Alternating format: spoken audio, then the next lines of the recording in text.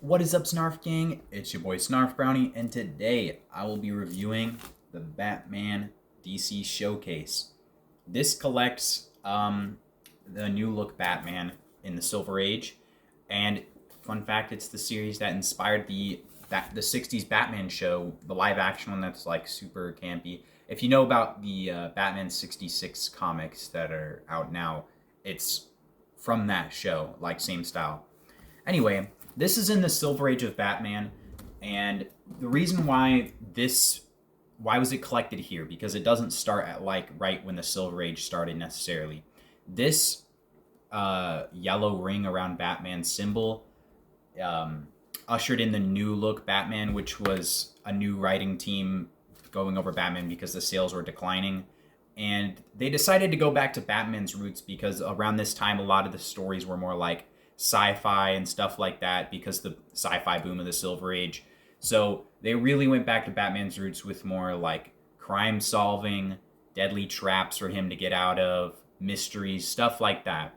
And I think that they still had some like sci-fi-ish elements with certain technology and things like that, but it was definitely more crime centric, like focused, and I really liked that.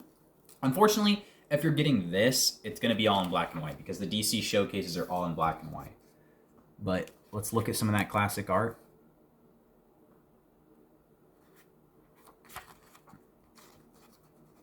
I would recommend this for people of any age.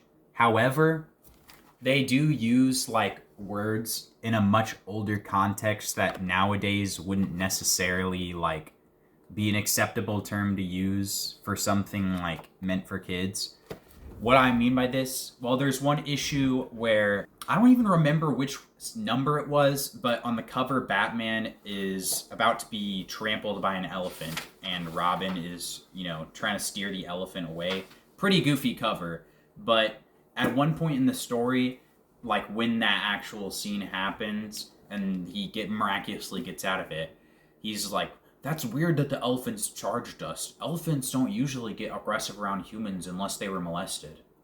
Which was pretty funny when I first read it, but I don't think that parents want their kids saying molested. So maybe tell them to avoid that specific one or something. I don't know how you would regulate something like that.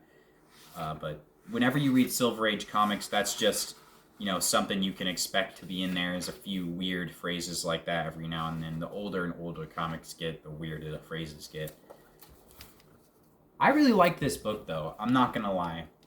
I really like the Deadly Trap stories. Those were my favorite ones. But it was pretty good all the way through. I will say that the issues that were more goofy were the ones that I liked less. Like, there's one where a caveman that's encoded in ice and gets like some sort of psychic powers comes to life like after being frozen in ice for like millions of years or whatever. I didn't really like that one that much, or the elephant one I mentioned earlier. There's some other more goofy stories in this, but my personal favorite stories are the ones where criminals, like the Deadly Traps ones, yeah, but also ones where criminals will have some sort of like technology or something or trick that Batman has to figure out.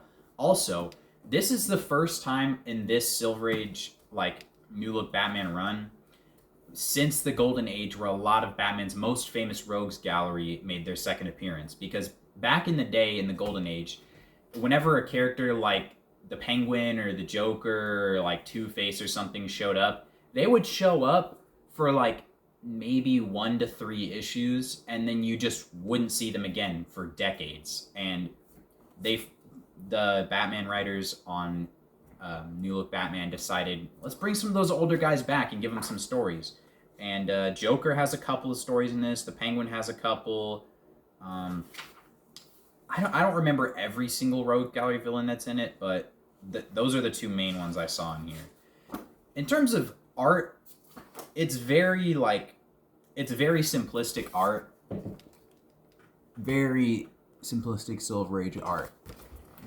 I'm not gonna lie, the art style too can be a little bit conflicting at times, and it doesn't really have much to do with the art style itself, more so just what they're drawing just looks weird, especially in this art style. Like, an example of this that I noticed. Batman's suit, right? It's a jumpsuit. It's tight to his skin, and he's got that cowl that like makes most of his face, other than like the front part, a solid color, right?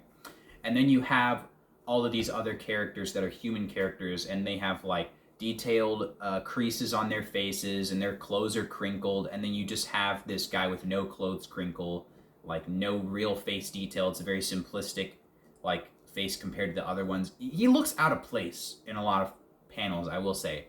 So for the art, it wasn't anything too crazy. Plus, knowing that the guy that did the art on a lot of this was probably using Ghost artists for a lot of it, I'll give the art a 6 out of 10. It's not bad. Maybe even a 5, honestly. It's not bad, but it's primitive.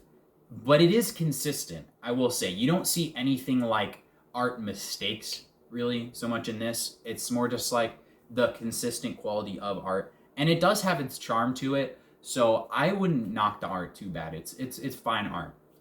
And for stories, it's way more episodic than lineal. You know, each individual issue is its own story, or it has like a couple stories in it. That's how episodic it is. And I'll give the writing an 8 out of 10, because for what it is, which are like short detective stories, short like stories about him getting out of a trap or something, the short stories are good. Like they're intriguing. I started reading this like a couple weeks ago, and I finished it. Like didn't take me that long, because I was pretty interested to keep reading it and coming back to it. So if you're a fan of Batman and you're a fan of older comics, I would definitely recommend that you check this out. Anyway, that was my Batman Showcase review. Snarf out!